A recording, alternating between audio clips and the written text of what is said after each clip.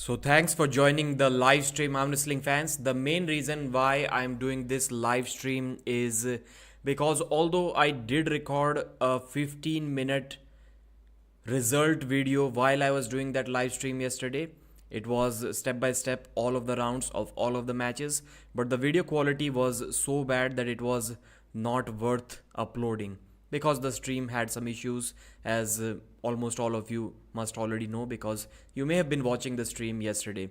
I hope the quality is kind of okay today. I'm not expecting it to be perfectly smooth because that's what it is. That's the kind of connection I have here. So I'll be giving the recap of all of the matches for some of the arm wrestling fans who may have missed, because everyone, almost all of us, are talking about only the main matches and nobody's really discussing what happened in the other matches as well.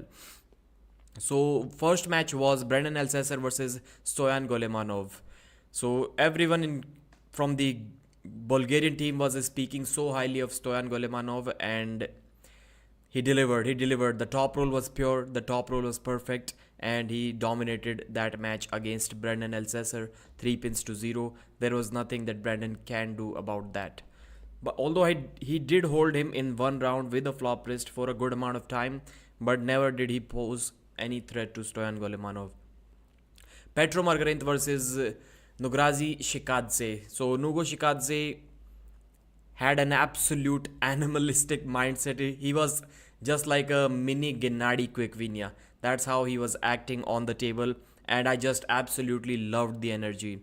If you have watched that match already, or if you're planning on waiting to watch that, please do check that match out for sure, because that was real intense match. In the first round, he top rolled Petro. People say that Petro is literally almost untop rollable. Even Revaz Lutidze was not able to do that. Ongerbay was not able to do that. I think he has beaten Prudnik as well. So that's the kind of level that we're talking about, and yet Shikadze easily top rolled him in the first round. In the second round, he even beat him in a hook.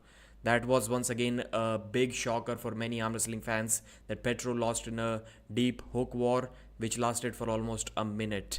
And after that, Petro slowly started making a comeback. Although in the second round, he was able to crack the wrist open of Shikadze once without the straps, but that was not a pin. That's why, once again, he went into a hook in the next round. Maybe he could have tried for top roll, but he didn't need that because he got a lot of success in the hook afterwards. And then we saw some amazing battles in a hook. But in the end, Petro ended up winning the match 3 pins to 0. So many people have joined. Svorov, LARRATT, Tall Paul Hutchins Jr. Tall Paul was rooting so hard for Devon LARRATT yesterday, but luck. I will not say luck. Mostly, I'll say the reason why Devon lost to Levan is genetics, man. Levan is just superior. He's just a genetically superior arm wrestler. There is not much that Devon could have done about that. Stacks, shout out to Onyani, what a clinical performance. West only win one, business as usual. So yeah, we'll see which man West won which match. You're talking about Michael Todd match? Alright. Kili Onyani versus Talgat Takhtaev. So Kili looked like a larger human being. This match was at 95 kilos, and Kili dominated that match easier than we all thought. So there was one point that was being discussed by Engin over and over again before this super match, which was about Talgat beating Oleg Zok and Oleg Zok beating Kili Onyani. But Engin also reminded us every single time when he had that conversation that the styles are different. That's why it wouldn't matter so much, because Kili was top rolled by Oleg Zok and he still held him there for quite some time.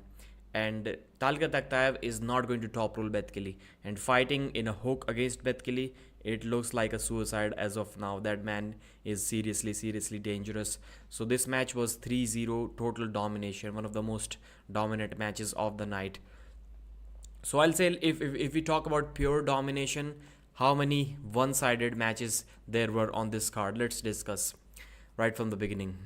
So Margarinth versus Shikadze, nope, absolutely not. Golemanov versus Brendan Alcesser was totally one-sided, so 1. Then Kili Onyani dominated Takhtaev, 2. Then Jablonski versus Spong was a close match.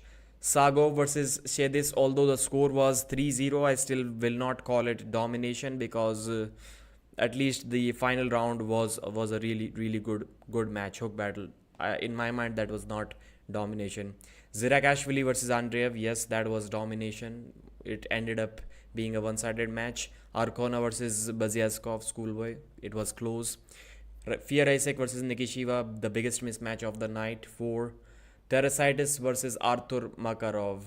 So it was almost domination. If I didn't see that first round good almost top roll from Mindogas where Makarov had to foul out, I would have called it a domination then, but maybe not after that. So this is somewhere in the middle. The score was 4-0. Todd versus Lamparelli, war. Kodecha dominated Svetkov, so 5 one-sided matches.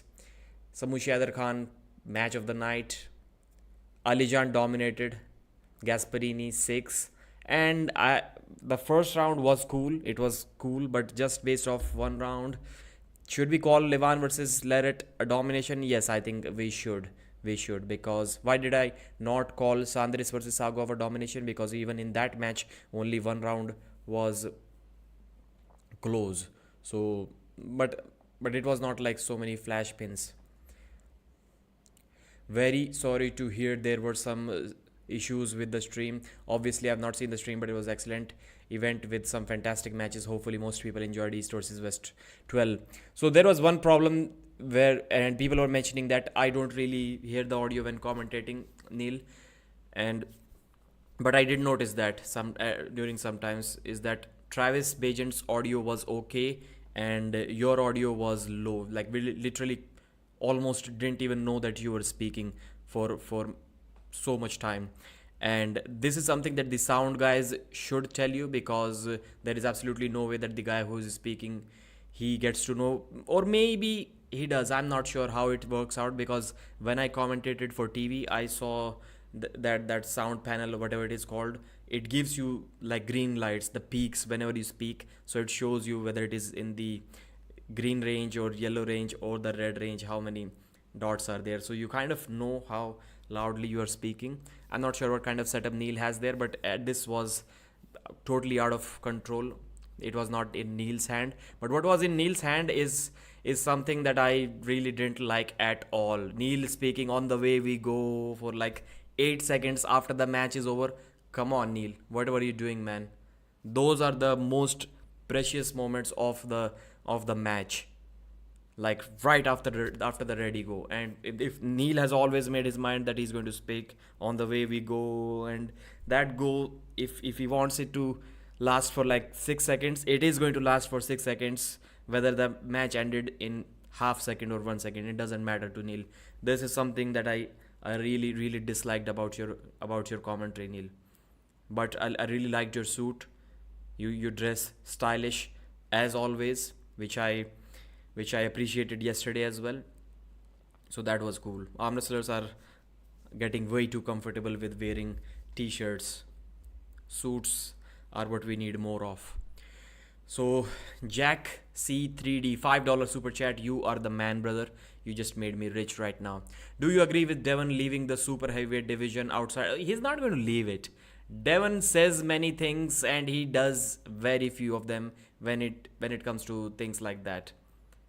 Outside of Levan, I think he can beat other supers. If he goes down, he will never lose again. I will not say never. The guy is almost 50 years old, so I won't say never. But yeah, I wouldn't like it if he drops down the weight division, but I don't think he's going to do that. We will see the Vitali match. Maybe a Morozov match is something that we must see. Morozov match we will see. So, is the stream frozen again, man? Yep. But the audio is okay, so maybe it will get sorted out in a few minutes. The audio should be okay, I'm guessing. Neil, will you go back and say you picked Levan again like the last time? Levan is very strong, that's all. I've said it for 3 years for Core Sports. So far, the sound, guys, it was horrible. Yes, the sound was really bad, man. As bad as this stream quality, the video quality. But my sound is okay, I hope. Arm wrestling news audio quality, video quality equals East versus West sound quality.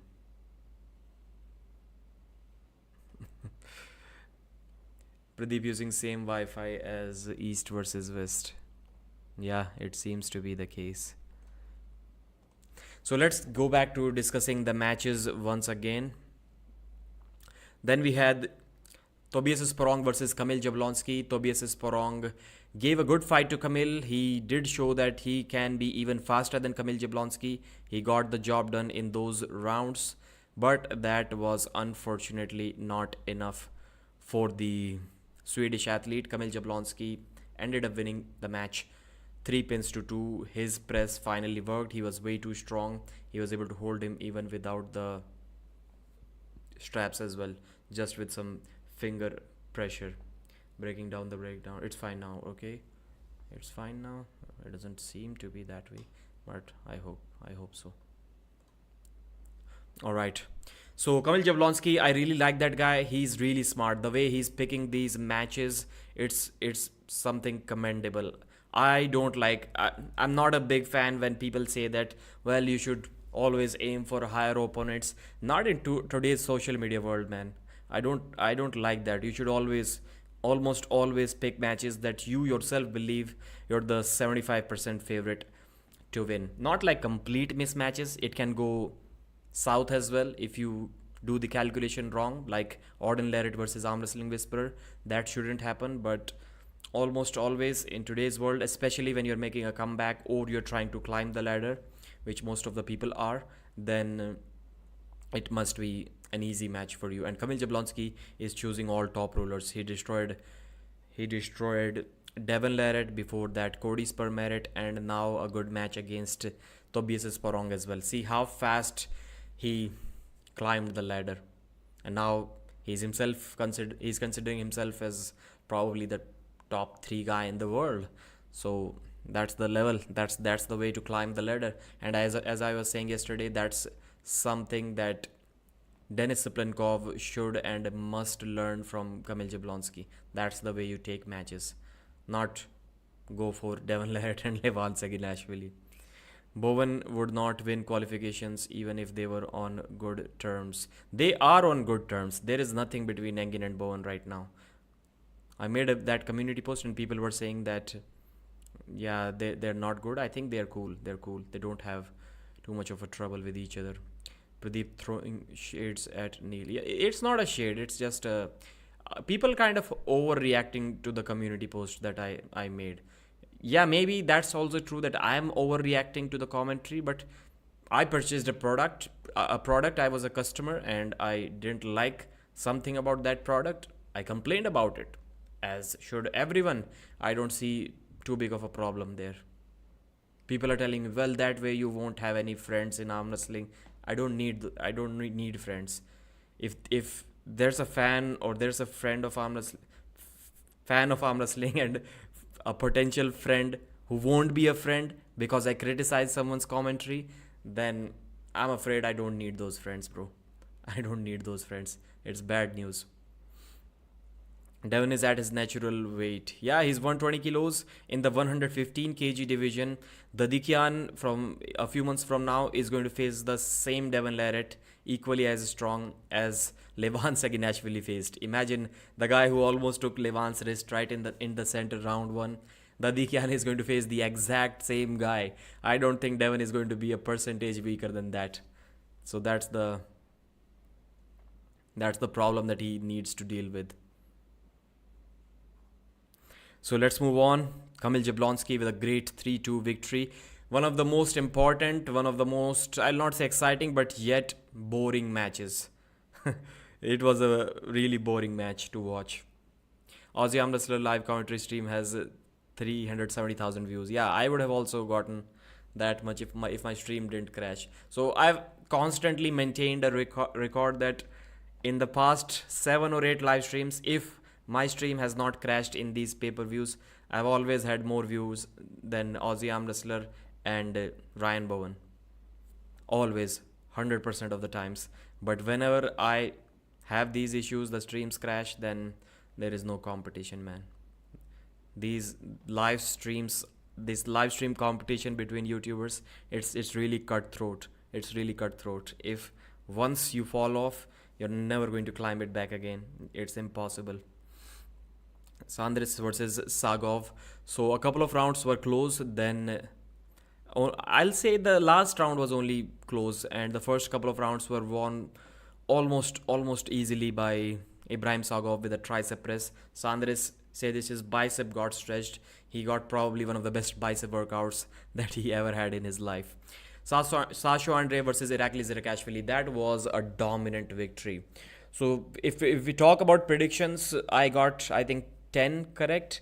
I wanted to change, like I was saying when the first or second match was going on. I was saying that I will probably change my prediction to Kurdecha instead of Georgi Svetkov, but I forgot maybe or something. I don't know. I didn't change that prediction, which could have been correct. But yeah, I got 10 right. 10 is a bare minimum. If we are talking about 14 matches and you got 10 right, then you can say that it was not 100% luck. But if you didn't get 10 right, you got 9, I think it is like purely luck based and you already can get that many right. Stream, anything to do with the title, it should have been named Q&A stream. Yeah, East versus West 12 all matches analysis, I think it is in the name, so I'm not sure why it's such a big problem, brother. It shouldn't be. So Irakli Zirakashvili dominated Sasho Andreev 4-0, too much cupping, too much side pressure, and he even folded Sasho's wrist in the third round. This was something that should be really appreciated. This is something that almost nobody can do, and that is an insane level. This guy cannot be hooked. I think Irakli, yeah, he did get hooked a couple of times and almost comfortably by Rustam Babayev. So yeah, at 95 kilos, maybe even in this comeback version, Rustam Babayev's hook forcing ability is better than even Sasho Andreev. That's simply insane. So there is only one guy left in this world who can hook Irakli at this 95 kg weight class. Levan easily made me laugh when he slipped, and Devon, how slow the pins were. Okay. Leonidas Arcona versus Schoolboy. I did say that this will be one of the most closest matches of the night, will be one of the top 5 matches of the night. People were saying Schoolboy is going to destroy. I also kind of fell for the hype. I predicted Schoolboy to win in an absolute war, but nope, it was not the case. The match was won by Leonidas Arcona. I think the score was 3-2. It was a really good match. Top roll versus flop press in the end, because the Schoolboy's hand was compromised in the second round by Leonidas Arcona. Fia Isaac versus Ekaterina Nikishiva. There were a few levels of strength gap between these two. Fia dominated Nikishiva 4-0 for the left arm world title match. Mindaugas Tertes got too comfortable in the first round. Arthur Makarov made a great move because he intentionally elbow fouled. It was a round that he was about to lose. His wrist was about to be cracked back by Mindaugas. And after that, Mindaugas got too cocky. He went to the camera and told everyone it is over. He's dead. I'm going to win this thing. But then after that, Arthur showed his speed. He started forcing the hook on Mindaugas. Mindaugas was smart enough to lay down immediately in the first round, but in second round he kept on fighting, and eventually lost the match 4-0. But the fourth round also got exciting. There was one moment where Arthur had to decide to let his wrist go to get the pin. He got the pin, but there was an elbow foul. But at that time, for the first time, his wrist was totally compromised. But still, even after that, he was able to force the hook and get the job done. So exciting match, not close, but definitely an exciting match this one was. 1920, 1080. And the next one after that was Michael Todd versus Frank Lamparelli. I should probably make a separate video about this. I have not done that, but or maybe I've done. I've uploaded a video about that. So Michael Todd won. He desperately needed that win. So good for Michael that he did win. But man, it was not the way I would have liked to see Michael win. Okay, I'm too big for the screen. I'm getting massive. Change the resolution, I guess. This way the belt would fit on me, I guess, if I switch it to...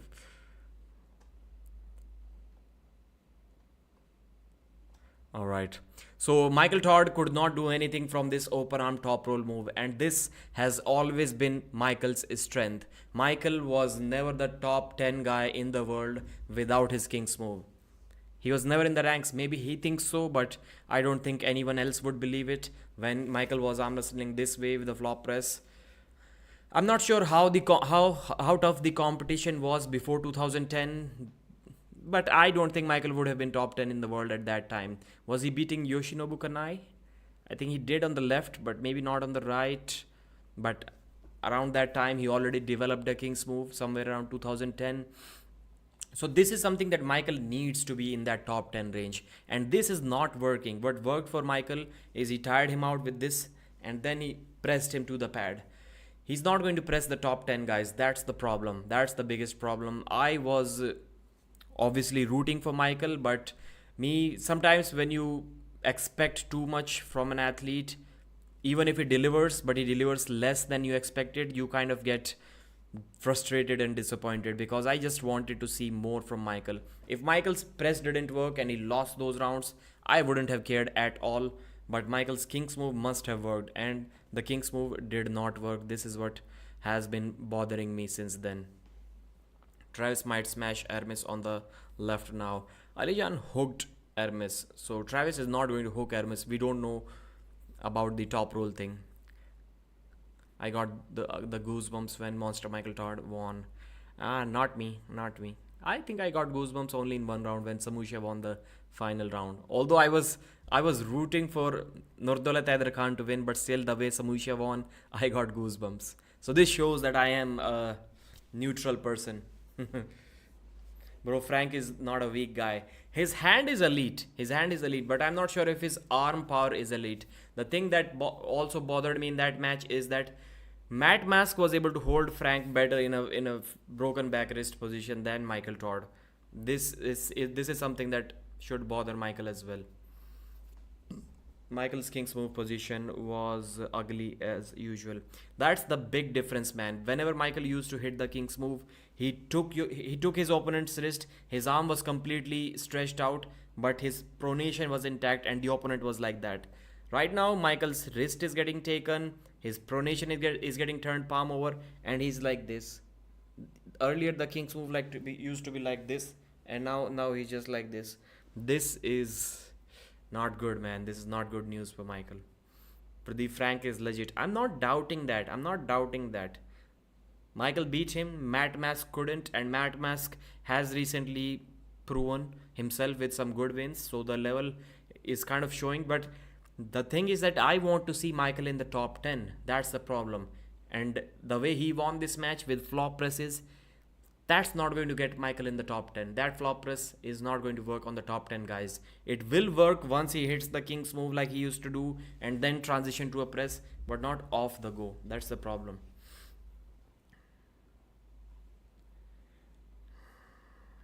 People hating on LARRATTs.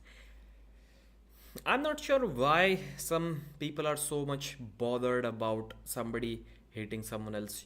You hate someone else. Care about yourself, not about others. If Jere Antilla is hating, let's say, Frank Lamparelli, why would I be bothered by that, even if I'm a big fan of Frank? That's his opinion. He should be entitled to that. I'm bothered about the people that I hate. That's what I'm interested in. If who hates who, that's none of my job. I only care about the people I hate. I love the people that I hate. Pradeep 2024. Somebody quote that. I just made it. I love the people I hate. Isn't that a beautiful quote? I've not heard it anywhere. Have you guys heard it? That's awesome, man. I need to pat myself on the back for this quotation. Samushia versus Haider Khan, Svetkov. Then we had Samushia versus Haider Khan. This was the match of the night. Back and forth, and Samushia ended up proving why he's the champion. why he's the champion. And this was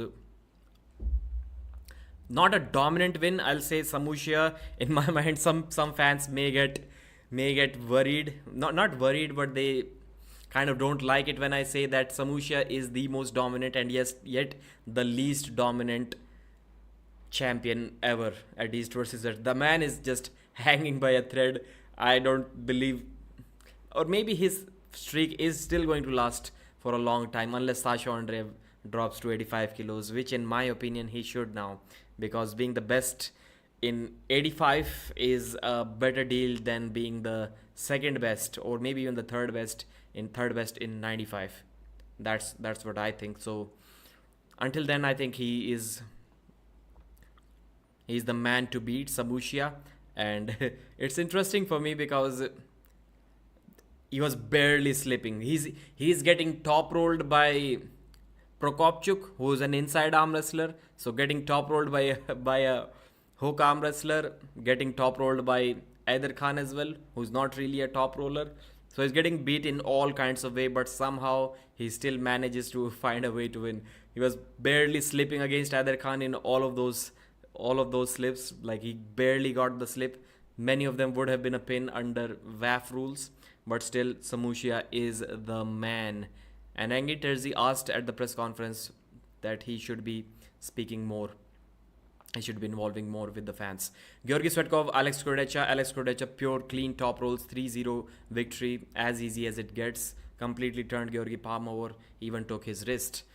And people are saying that Georgi's foot was broken, that's why he lost. Yeah, it definitely affects, but when you're arm wrestling, right arm, most of the weight, I guess, is on your right feet, but still it matters a lot. You cannot really like squat down, which is needed for a top roll. I get it, but it looked like the gap was so big that in my mind, I don't think it would have mattered at all, man. I don't think it would have mattered. Live again, that's enough. Is that one puller's name really Nerd Alert? Nurdolet. Is any I don't think Kazakh guys watch my live stream, but Nurdolet, what does that mean? Like Dolet word that in Hindi means like wealth, money, wealth. Does that mean the same? Nurdolet. Nur means something and Dolet means money or wealth. I'm almost 80% sure about that. India and Kazakhstan are not that far. Many of the words in the languages may be common. So Nur Dolet is literally wealth and money. What do you think foreign players will in PPL like IPL? Yeah, but the problem is that Indian cricketers were always at the level of the international cricketers. So that's why the mix was easy. Invite 4 players out of 11 in every single team from the topmost talent from all over the world. Still the Indians can mix it up with them because they were already at that level. But in arm wrestling, it's not the case, man. If we invite foreigners to India, then they will be arm wrestling among themselves, and it can get a little bit boring, little bit problematic. So that's why I don't really think it may be the smartest decision to make as of now until the level raises. MMT has a live stream, yeah, in a few minutes, maybe 1 hour, yes, or 30 minutes. I'm not sure. Do you see Hermes recent after pull with Dennis friends? Nope, I did see Hermes and someone after pulling. I did download that video, but I have not watched it yet. Let me check what it was and then we will discuss. Hermes and Kirill Sarichev training, that's the video I saw. So yeah, Alex Kordecha dominated the match 3-0, and like Devon LARRATT versus Alex, I think it's a cool match to make right now, and that match needs to happen early because Alex may be slowly pulling away. But when I remember the Dennis versus Alex practice pull, which was about a year or so ago, that how easily Dennis was controlling Kordecha is still amazing, man, because Kordecha has never been like completely off when he's not training at all. He was training at that time as well, and Dennis controlled him easily. That was really, really surprising to me. Then next up we had Devon LARRATT versus Levan SAGINASHVILI. So how about the predictions, man? Forget about the quotation. I need to pat myself on the back once again. Of course, I did not see the way the match was going. I although one of my points when I said Devon needs to fulfill these conditions, the match needs to fulfill these conditions for Devon to win this one. And one of those conditions was that Levan must not have a flop press if Devon wants to win that match. And apparently, Levan had a pretty good flop press in the first round. So that kind of caused Devon LARRATT. And I went back to watch my prediction. What did I say about the match? And my prediction was Levan wins 4 pins to 0, with the first round being an incredibly hard fought battle. And after that, Levan starts winning easily the next 3 rounds because Devon LARRATT gets gassed out. And that's exactly what happened. The first round was a hard fought battle for Levan, which he won. And after that, it became easy because Devon LARRATT gassed out. So yeah, I predicted it in the way that no one else predicted it. Phil Woody UK, MMT live in 30 minutes. Yes. Tall Paul Hutchins. Saksham. Where is Arsene Liliev versus Brad Grundy? That didn't happen. Arsene Liliev pulled out of the match. He first pulled out of the Paul Lynn match, then the Brad Grundy match. Let's see if he ever competes or not. Nice t-shirt, Pradeep. Of course, practice pulls matter, man. Of course. 400 push-ups, Pradeep, or does Paul Lynn have to do them? Paul Lynn has to do them, but I said, Paul, you don't need to. It was not 400. For Paul, it was something different. One push-up, like 20 push-ups every minute for 20 minutes, something like that. So I messaged Paul, bro, don't do that. For me, do a East versus West live analysis because you were there on your channel. Do that live stream. And Paul was like, bro, doing 1,000 push-ups is more easier than that. And I'm like, no, you have to do a live stream. So let's see if Paul does a live stream or not. I'm crying for Devon a lot. What's your thoughts on KSF Academy Hindi Armwrestling news channel? Yeah, fast uploads, but if you know English, you can basically watch Armwrestling news. That's the same content, which is almost the same content, which is just translated into Hindi language on that channel. He's good at predicting. Phil Woody UK. Yeah, the refs gave Devon like an inch. Yeah, the webbing was so high, man. It was so high in one of the matches. So basically, Levan top rolled Devon from this position, and he busted his wrist back in the third round. That was really, really good. I don't agree with gassing out. It was just more strength. So why wasn't there more strength in the first round? It was gassing out, bro. There was like zero resistance in the later rounds. Did you see how fast that thing went down? In the third round, Devon's webbing was so high that Travis was saying that somebody called the police because Devon is literally raping Levan SAGINASHVILI in the setup here. That's what Travis was saying after seeing that webbing height difference. And Devon himself admitted that he got everything that he wanted, everything that he could have gotten in terms of getting some advantage in the setup, and still Levan pulled through him. From that position, if he's top rolling him so easily, yes, Devon was absolutely gassed out. I don't think he had anything left in the fourth round. Literally anything. Did you train and compete in arm wrestling? No. Would be cool if Paul Lynn does that. Paul Lynn does what? I predicted Devon 51%, but yeah, Levan had to lose no rounds if he was winning. And I also said that if Levan wins a single round, then it's almost over for Devon. If Levan wins a couple of rounds, then there is like literally 0% chance that Devon comes back after that. Some people are predicting a 4-3 for Devon, and I'm like, I don't see a way how Devon loses 3 rounds and he still has the energy left to do anything against Levan. So yeah, Levan has proved once again, and this brings me to one point which nobody has discussed until now. Everyone was talking about that imaginary stop in first round in 2022 match. I'm going to call it an imaginary stop because there was no stop. That was a pin. If the match just slowed down and your hand touched the pin pad, slightly. It is not a stop, it is a pin. You're just imagining that what if the pin pad was one more inch lower, then maybe there would have been a stop. So Devon has discussed that imaginary stop multiple times by now. So now we saw that instead of an imaginary stop, which was a pin, Devon got a stop in round one, and now Devon is much stronger.